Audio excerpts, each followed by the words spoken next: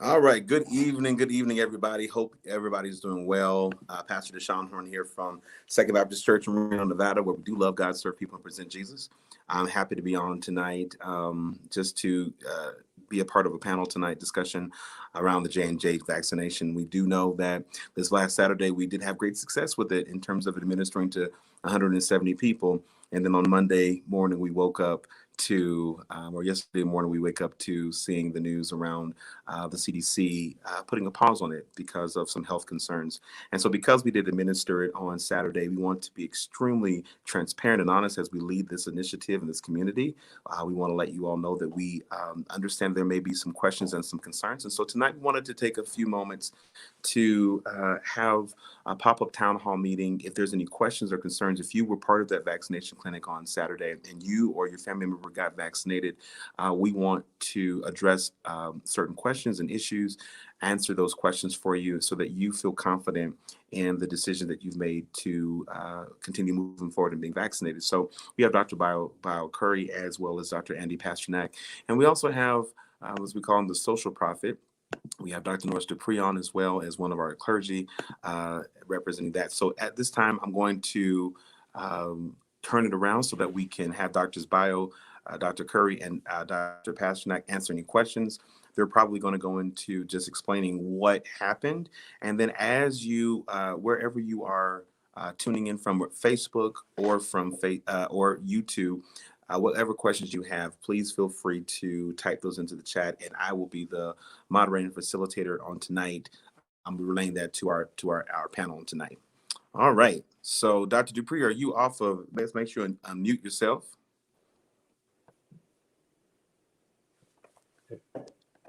Hello, how you doing? Oh, good. There you are. Amen. There's the social prophet right there.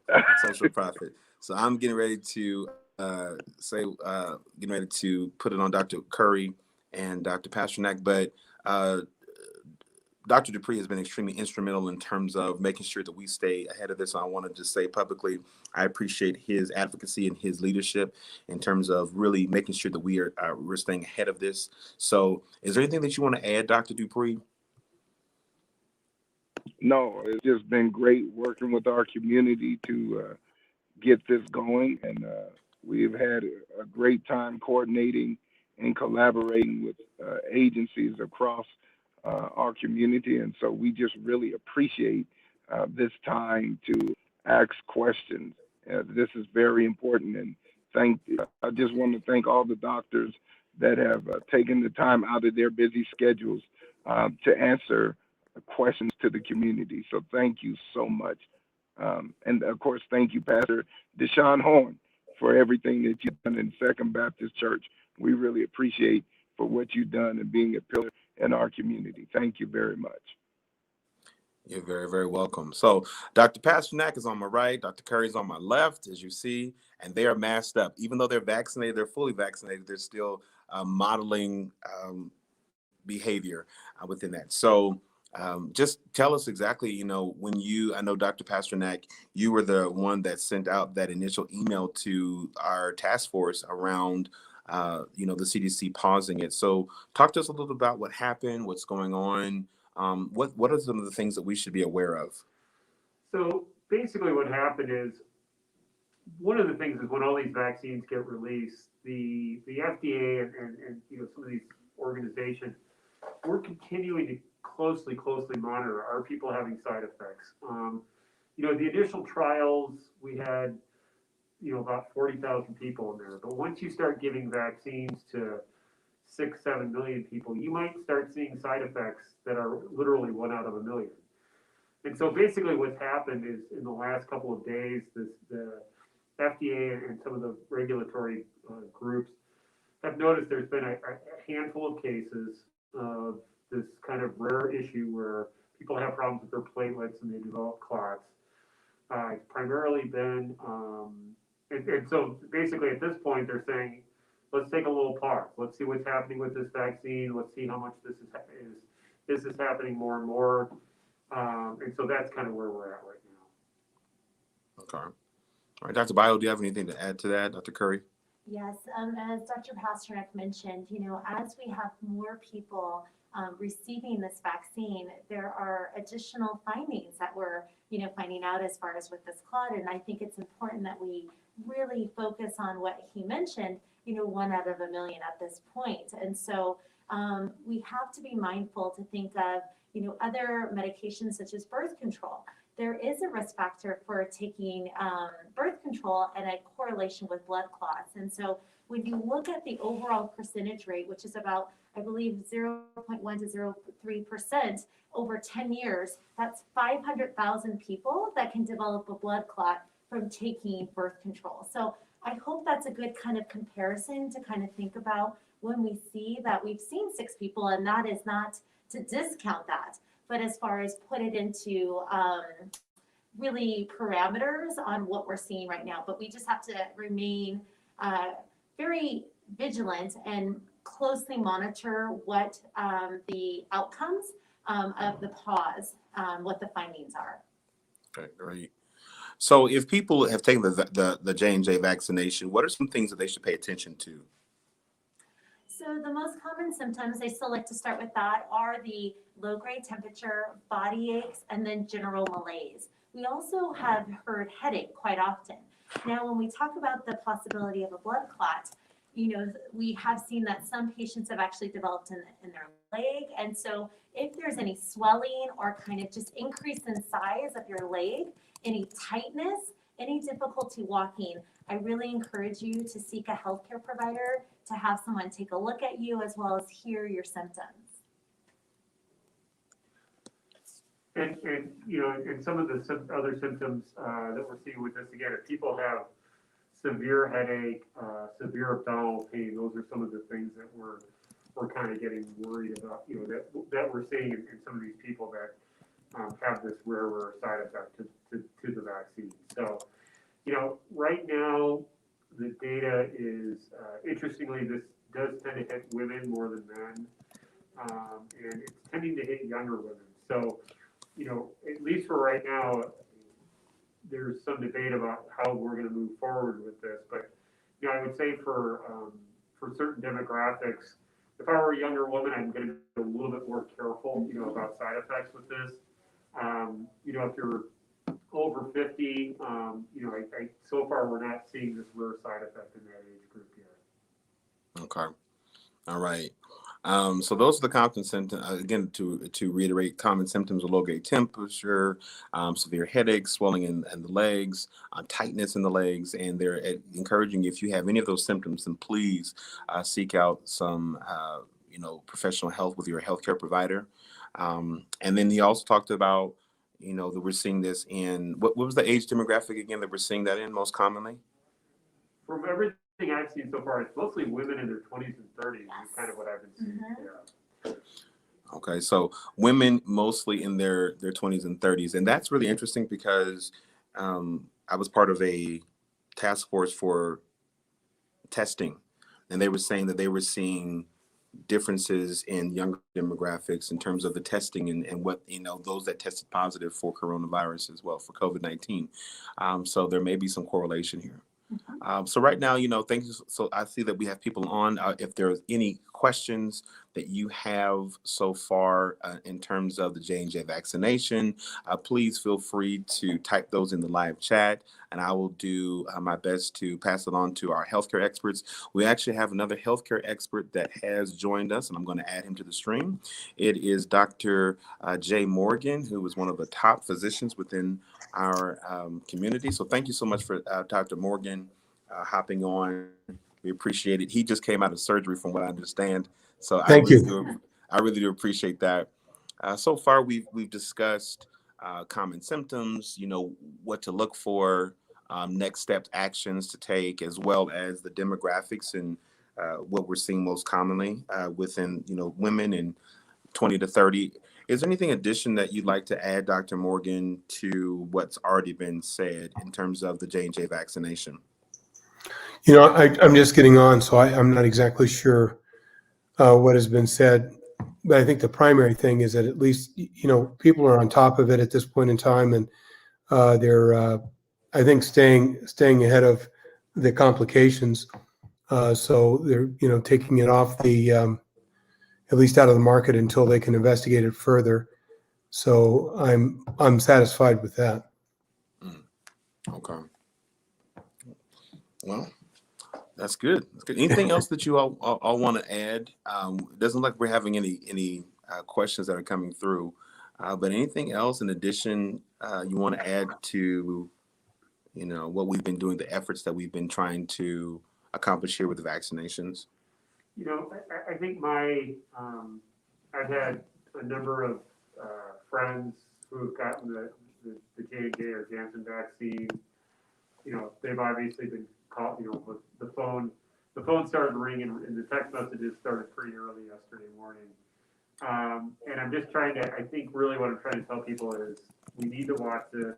We need to be, we need to watch out for side effects. But again, in a lot of ways, this is demonstrating the ability of this post release monitoring. And when these vaccines are released, again, if you have a side effect that's 1 out of 1 million, if you do it in the trials, you just didn't have enough people to really detect these. So now that we're 6-7 million people have gotten this vaccine, this is just really shows the power of this monitoring afterwards. And physicians are there are systems in place for physicians to report abnormal side effects. I know I've reported a couple, and that's what the FDA is keeping track of with these things. So I think to me it's obviously we don't want to see side effects, but this is really showing that the systems that are in place to help monitor these things are working very, very well. I would echo that. It's nice to see that there is the ability to, gain this information and respond to it. So by the Be Safe system, a way to check in and state your symptoms, and then the government as well as healthcare providers are able to respond so we can keep everyone healthy.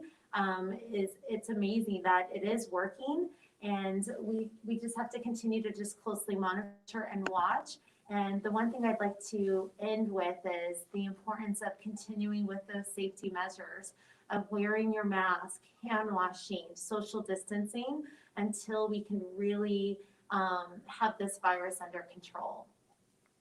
Okay, we have a question. There are reports of persons who have been vaccinated are being diagnosed with COVID-19. Are there ways for the community to find out which are the most effective at this point? So which vaccinations are most effective at this point? I don't think we have enough data on that yet to really see where the breakthroughs are at. I know the state is looking at those. I was on a call with Washoe County a week or two ago, and they are starting to look, are there particular strains of the virus that are breaking through? But I haven't seen anything out there that, one vaccine, we're seeing more breakthroughs with one vaccine than another. So in part, the number of breakthroughs, we're seeing them, but they're still relatively small. So, I think we probably will have a little bit more data on that moving forward. But at this point, I haven't seen anything of where we're seeing breakthroughs with some of the vaccines. Mm. That is correct. And, to answer the question, yes, you might still develop COVID-19, but the main thing to remember is you will not end up hospitalized, hopefully, or dying. And so although there is a possibility that you could catch it, your symptoms are milder than what would have happened if you did not have that vaccine on board. And so that's something to kind of think about when you're looking at all the vaccines and saying which percentage is higher. It's better to focus on getting the vaccine so you can just protect yourself if by chance you end up getting exposed or catching it, because you will have milder symptoms. Mm. Excellent points. We have another question that came in. Said, what is the likelihood of the mandatory vaccination for travel? Do you see that happening? I don't know. It's definitely quite a possibility that it could happen, just because of the impact that this virus has happened. But it's a possibility that it could happen. I don't know. I mean, it's. Yeah, I think for international travel, it's going to be Probably, mandatory. yeah, I mean, I think everything I'm reading, a number of countries already have said, hey, we're welcoming you. If you're vaccinated, bring your vaccine card, and we would love to have you. So I do think we are going to see countries.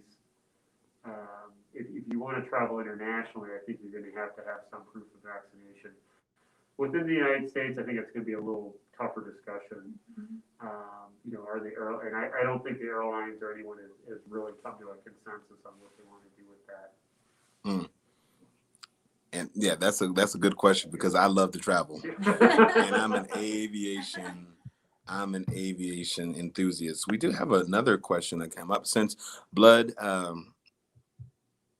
flow is impacted when traveling. Is it safe to get on the plane after having taken the J&J vaccinations? Blood flow, excuse me. So since blood flow is impacted when traveling, is it safe to travel after having taken the J&J vaccination with the recent findings with the clotting?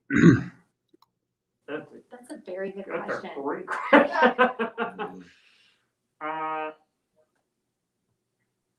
Just off the top of my head, I would probably, after you get the vaccine, you kind of have to wait a couple weeks before you're fully immune anyhow. So my thinking is I would probably wait 2 or 3 weeks if I've gotten the J&J vaccine before I got on an airplane. That's just, there's no science behind that, but I think if that's a concern, really what we're seeing with this rare side effect is it's in a pretty narrow window after the vaccine. So I think if you're 3 weeks out from the Janssen vaccine, I think the likelihood of that would be pretty low. But I think we're still learning.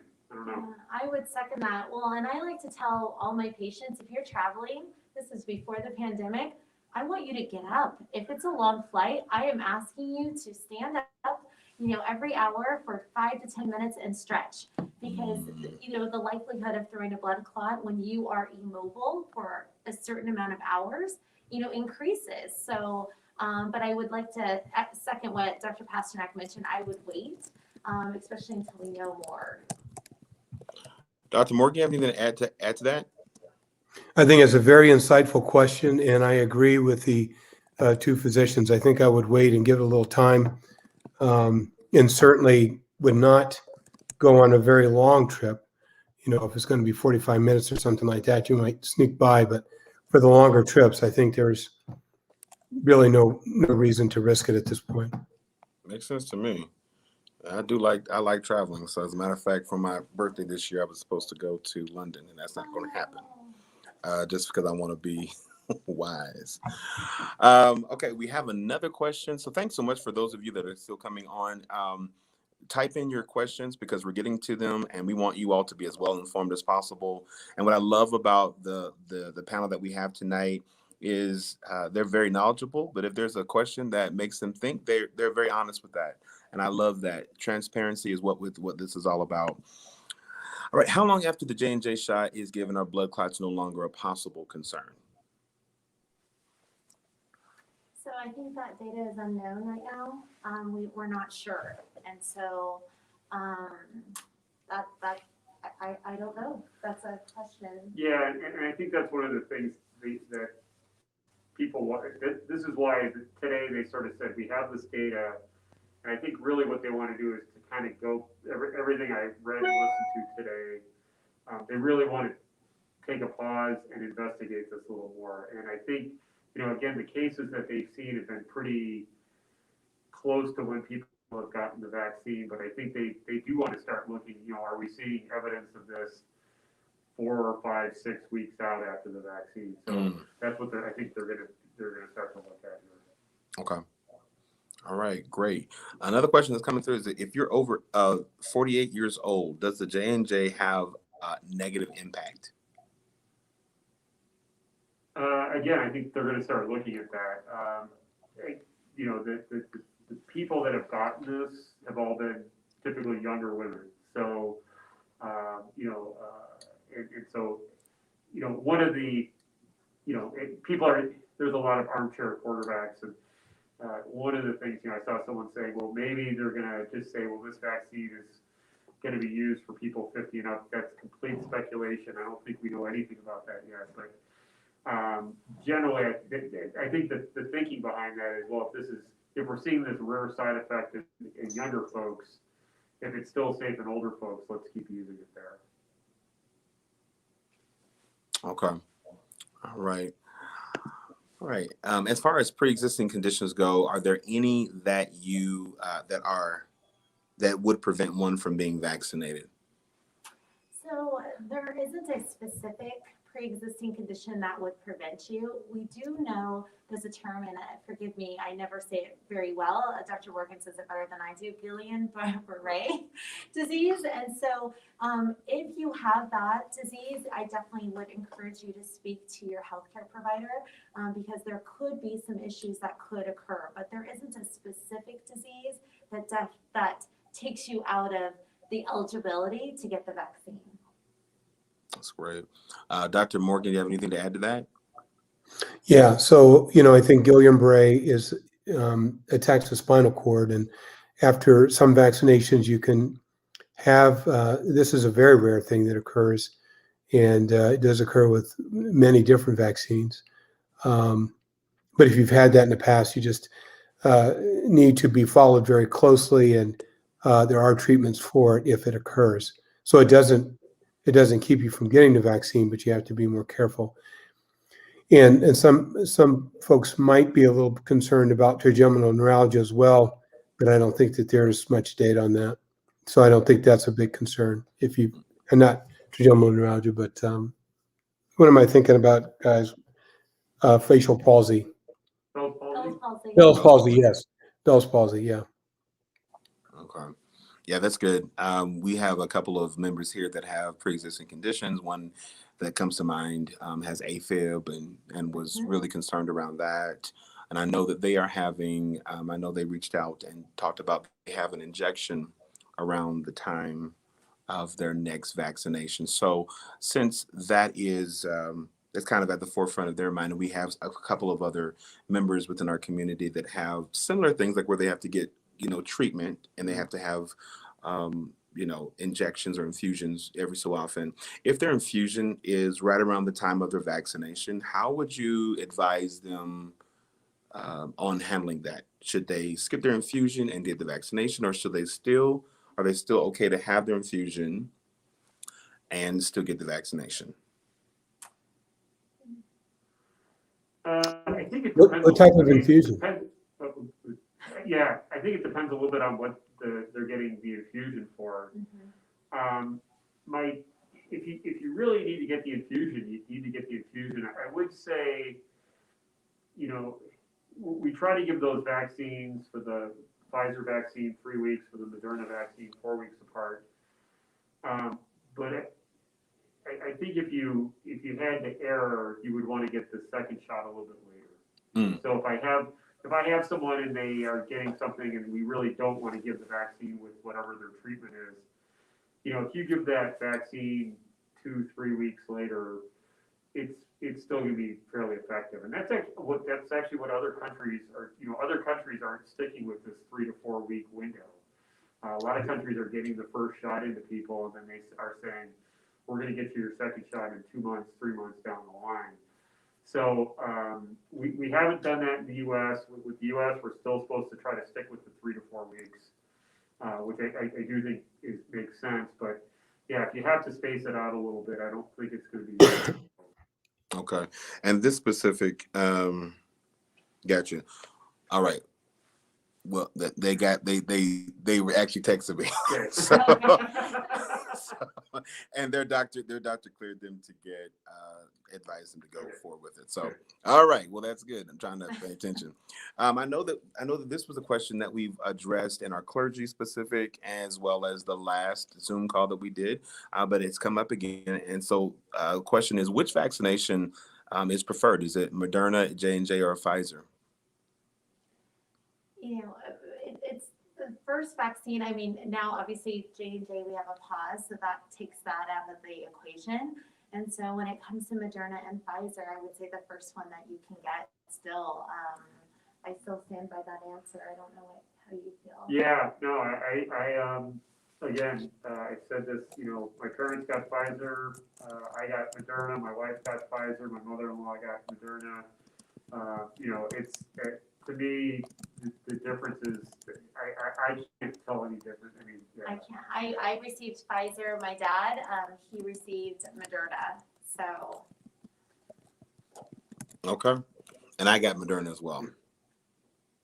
I got the Moderna as well. So that one I'm good with. I said to people, I said it's the best sleep I've gotten in a long time. It's the best sleep I got in a long time. And I tell you, it was great to have the clinic here today because people were asking, what can we expect? And the good thing is we had some volunteers. A lot of our volunteers here at the church were vaccinated.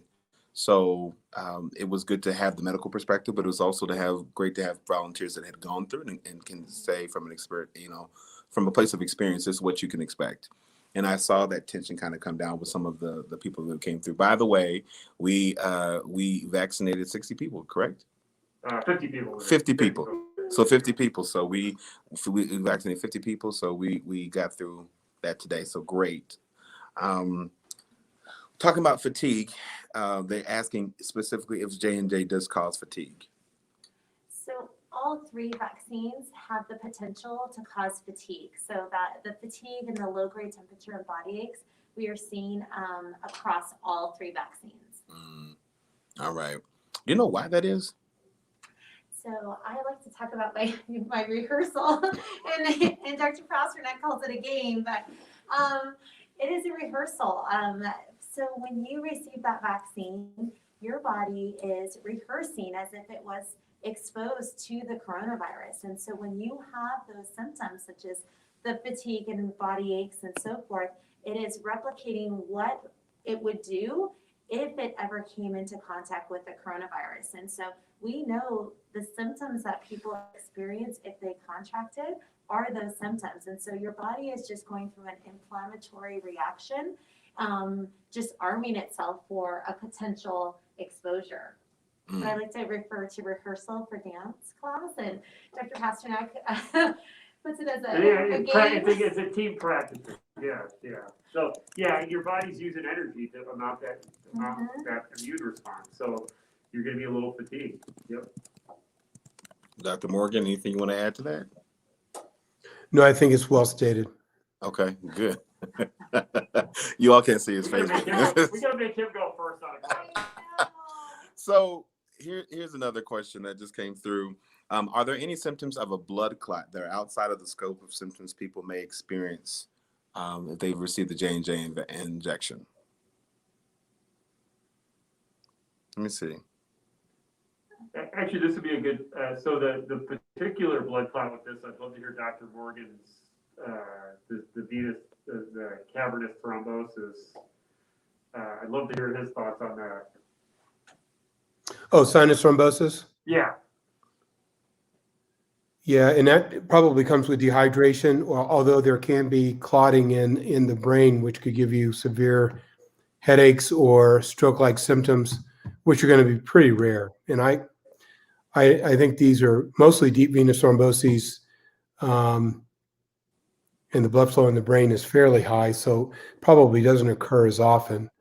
But with birth control pills, we have seen in young women strokes early on, and that was one of the side effects that could occur. And I'm not sure whether this is going to be similar in relationship to that. So there could be clotting issues within the sinuses or the low pressure vessels in the brain, which could cause headaches or severe headaches or changes in mentation. But I've not seen a lot of reports on that at this point. Okay. Right. Or any, actually. As we talk about clotting, there was a person that came through tonight that does have clotting issues. They are on blood thinners. And because of the J&J information that's recently come out, they were really apprehensive tonight. So those people that have clotting issues and are on blood thinners, I know that that's a question that's on the questionnaire sheet. So how do you advise people that have those issues? For me, I mean, that's where I would advise them to get either the Pfizer or the Moderna vaccine, because we haven't seen these same clotting issues with those vaccines. It's a different technology. It's this mRNA technology versus the viral the slightly different or the very different technology that the Janssen vaccine is used. So yeah, as far as we have seen right now with the mRNA vaccines, we haven't seen these clotting issues. It's just with this one particular vaccine. And interestingly, they're also seeing it. The AstraZeneca vaccine, which is a similar, the AstraZeneca vaccine and the Janssen vaccine are a little bit more similar. That it's the same issue that they're seeing with the AstraZeneca vaccine. So for clotting issues, I would feel more confident with the mRNA vaccines. And is AstraZeneca available in the U.S. yet? Not yet. No. Okay. No. So Andy, if somebody is anticoagulated, are they going to have problems with getting a vaccine? No, I mean, as far as we've seen, we've given both the Pfizer and the Moderna vaccine to people on anticoagulants, and again, we're monitoring these things, and in the studies, they may not have had enough people, but that's why we're continuing to study these things. And I've given a number of people who are on some of the blood thinners that the mRNA vaccines. My mother-in-law, she's on a blood thinner. We gave her the vaccine, so I would feel a little bit more confident with the mRNA vaccines.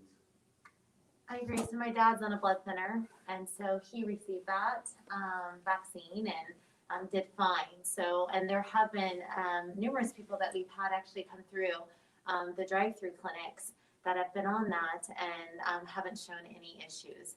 The nice part to think about as well is, you are on that blood thinner to keep your blood within normal limits. And so that is a kind of a reassuring process as well, in hopes that you do not form a clot.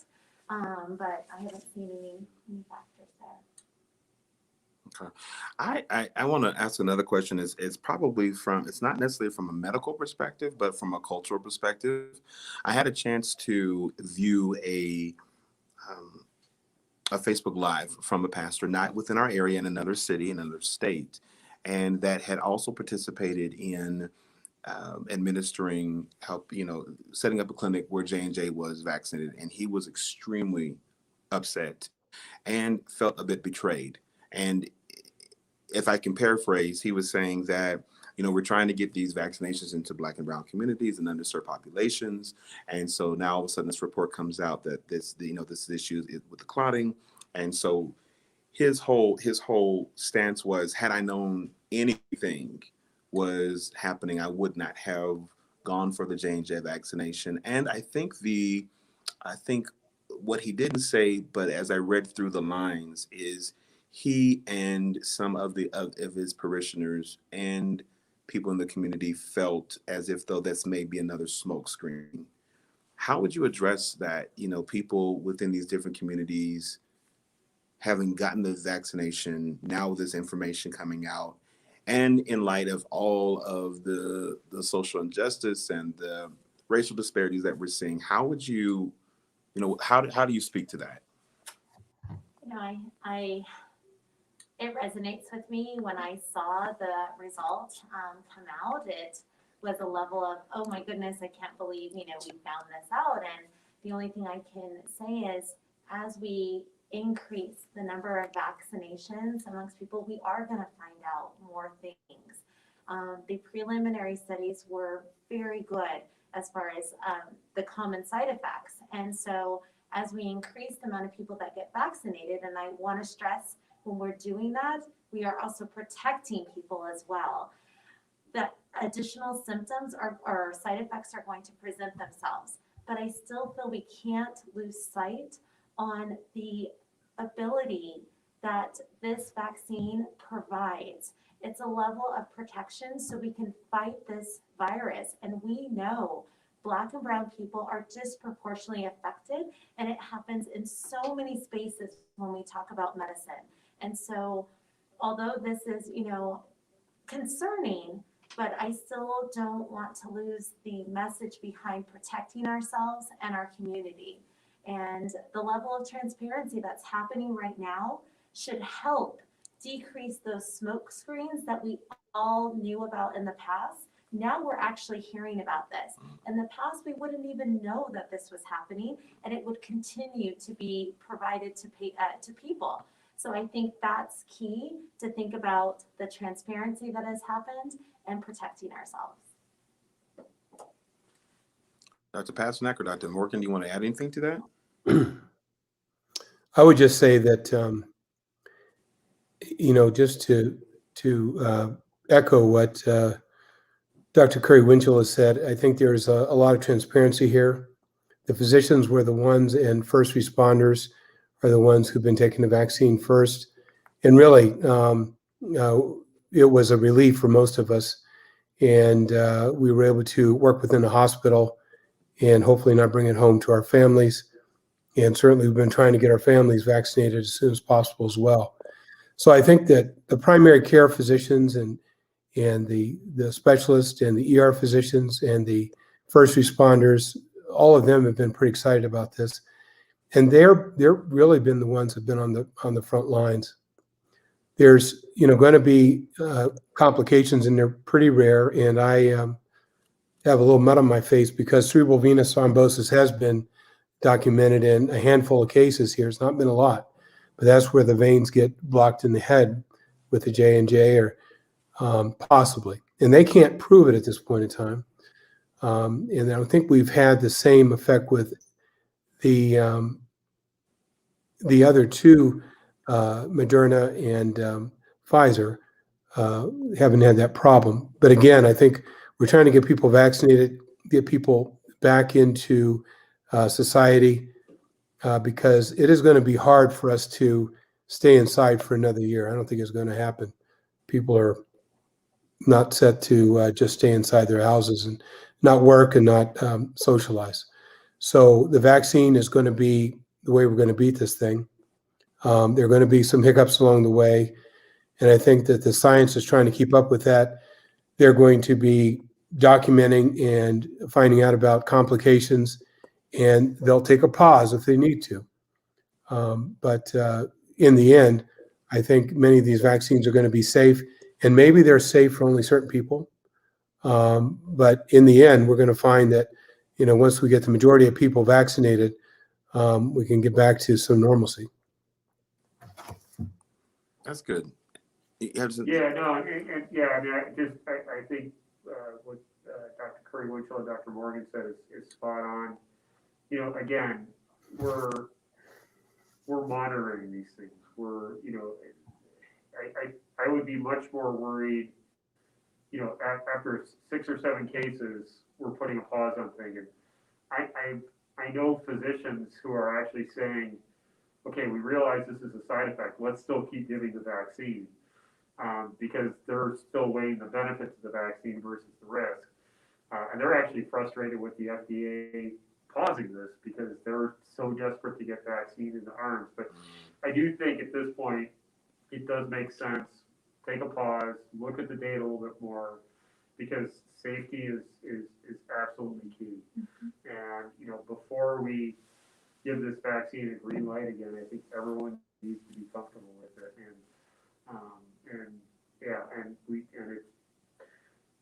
We all need to be comfortable with it. So I understand the frustration. I understand as a medical provider, when we give a vaccine. In the past, I've given drugs that have gotten taken off the market, and it's I feel betrayed by the drug companies and the FDA because these are my patients. So I think we feel that frustration, and I think as healthcare providers, we're going to want reassurance that these are safe before we start getting them again. And I'm glad that you brought that up because it's look at the statistics. I think it's six cases that have been 6 or 7 in 6 million, and you all said something that's very that was synonymous throughout all three of your conversations, through all three of your responses, was the level of transparency. So I think that's a great thing that the FDA is doing. They're shutting it down. Let's take a pause, because certainly that's such a minute percentage in comparison to the amount of vaccines that have been administered, not just through J&J, but that have been across all three. But for them to say, look, we're going to pause this at such a minute stage, for me, raises the level of credibility and integrity with how we're going to continue to move forward, especially if this is the answer in terms of, reintroducing people to a sense of normalcy within society. Dr. Morgan, you talked about people not wanting to wait another year, and we can see that people are antsy, ready to get out. And specifically, I know there's mixed feelings about Governor Sisolak pushing to reopen all of Nevada at 100%, capacity by June 1st and stuff. So once people have been vaccinated, I know that Dr. Curry Winchell, you talked about still continue to social distance, mask up, wash up, sanitize, all that kind of stuff. But there's another group of people I've been vaccinated. So what behaviors, what's the science behind once people are vaccinated and they're around other people that have been vaccinated? What's the science and what's the behavior pattern look like, or can it look like in that scenario? So it's recommended, if you are in a group of people who have been vaccinated, that you do not have to wear a mask. Now, if you're in in a large group, or like at a concert or something like that, until we really have reached a level of herd immunity, I would recommend that you put a mask on and protect yourself, because then you are out of the boundaries of being around vaccinated people. And so the reason why we stress that is the data is unknown if you can still transmit it. So you could still give coronavirus to somebody else, even though you're vaccinated.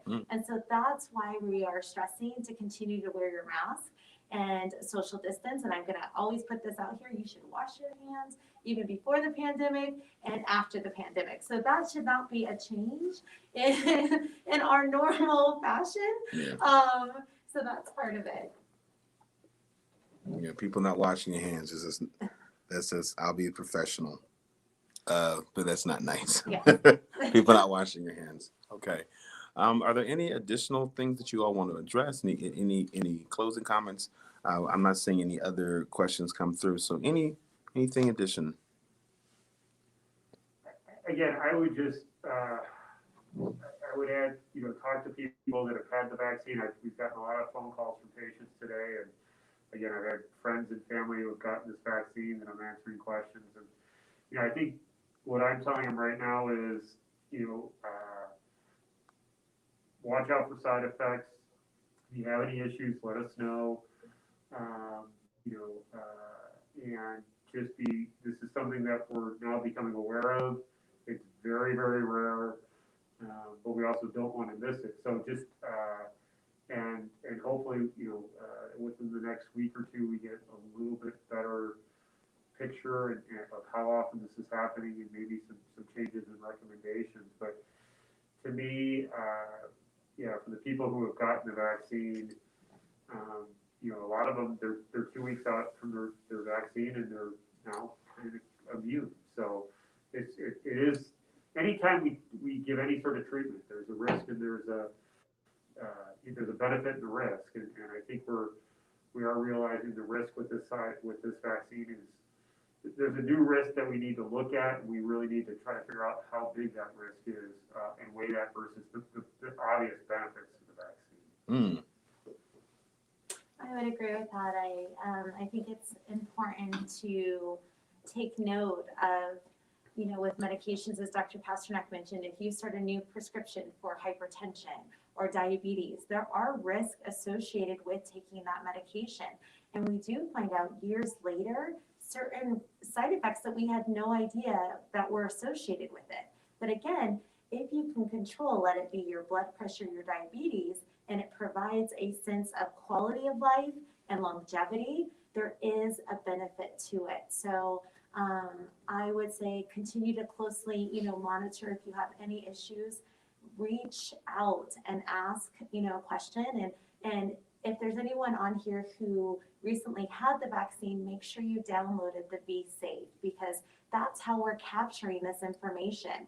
And someone will check in with you every day, a text message. And so if any of those symptoms are not in alignment to what we should see, you're going to have someone respond. And that's how we were able to catch these, unfortunate incidents. So, you are your best health advocate. I will say that again, you are. And so reach out, and if there's any concerns, make sure you ask.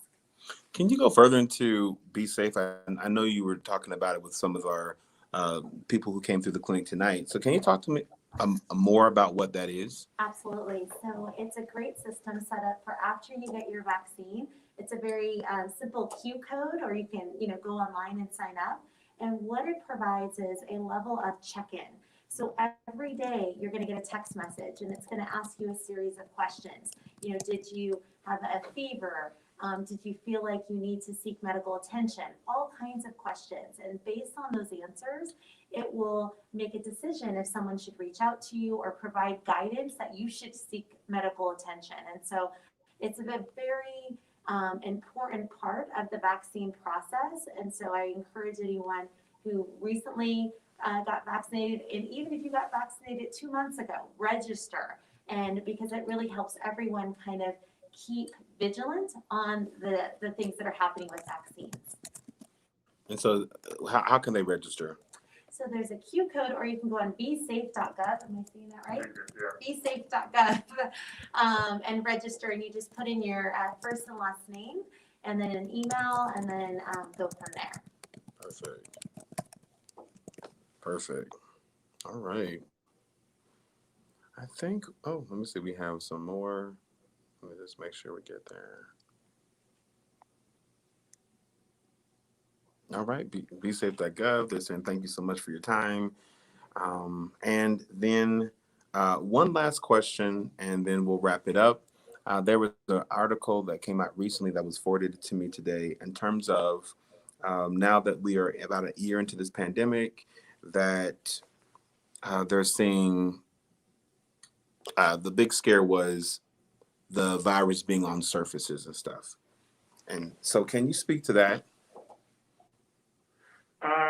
So I think the virus can be on surfaces. The question is are you going to get the virus if you touch a contaminated surface? And really what they're finding is the likelihood of that is low. So it, more and more we're finding that this is transmitted through respiratory droplets or respiratory particles. So the idea, look, I think for a while we were all wiping down our groceries with Clorox wipes. And really what we're finding is people aren't going to get COVID from that. Do I still think it's good to be hygienic and wipe down, at our office, we're still wiping down surfaces, we're still wiping down chairs, we're still using that stuff. So I think normal good hygiene is still important. It's Dr. BCW says, wash your hands. Wash your hands, please. Yeah, wash your hands. So, we're not saying, but really the idea that you're going to get it from surfaces, I think we're sort of realizing is really, really low, that it's mostly respiratory. Okay, that's great. The great information, because again, I don't want my bananas to taste like Clorox. So, that that's good. Yes, you having to get in and then people having to take off their clothes and all kind of stuff when they get out. So I'm glad that we're finding more and more about this. So Dr. Kurt Winchell, Dr. Pasternak, and Dr. Morgan, thank you so much for taking your time out. I know that we threw this together, but we thought that it was important because we did have some people that had questions and some concerns. And of course, as we are leaders in this community, we want to make sure that we are being as transparent and as possible. So let me just go ahead and say this. Let me turn the camera around. All right. And all right. So thanks so much for joining in tonight. I appreciate it so much. And we're going to just go ahead and close up tonight.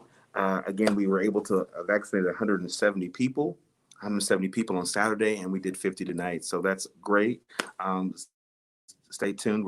We're probably going to do some more in the future, because what we believe in as a faith community is not just preaching about Jesus, but we believe in Jesus and science as well. And so I wanted to say thank you to all the doctors around here tonight, and all of the faith leaders and the community leaders that have come together to pull this off. Thank you to every volunteer on Saturday and tonight that made it happen.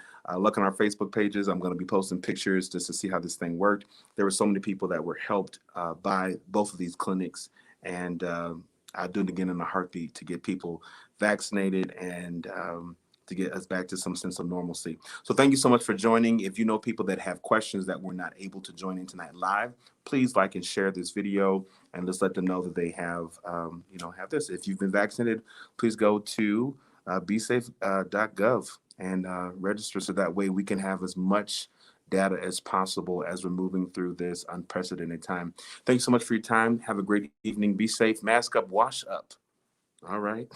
And pray up. All right. Have a great night.